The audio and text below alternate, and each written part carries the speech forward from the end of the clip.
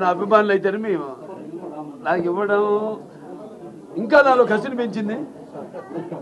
So అంతే అంటున్నాను, అందుకే అన్నాను నా 2 innings ఇక్కడ మొదలైందని.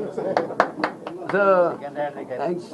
మరి నేను నటించిన రకరకాల పాత్రలు అవి మరి ప్రజలే దానికి ఆమోదం వేశారు.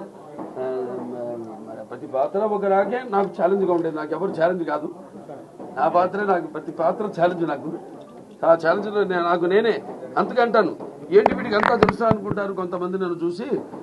నాకంటే తెలుసుకునేంత గొప్ప విద్య ఇంక వేరేది లేదని నేను అంటాను. అంటే నా గురించి నేనే తెలుసుకుంటున్నాను. ఎప్పుడు మనిషి ఒక దాంతో ఒక స్థాయితో తృప్తి పడటం కాదు, ఆ పైన ఇంకా ఇస్తున్నారు అవకాశం. దాన్ని ఇంకా ఎలా మనల్ని మనం పదును పెట్టుకోవాలి అన్న ఒక తపన ఉండాలి.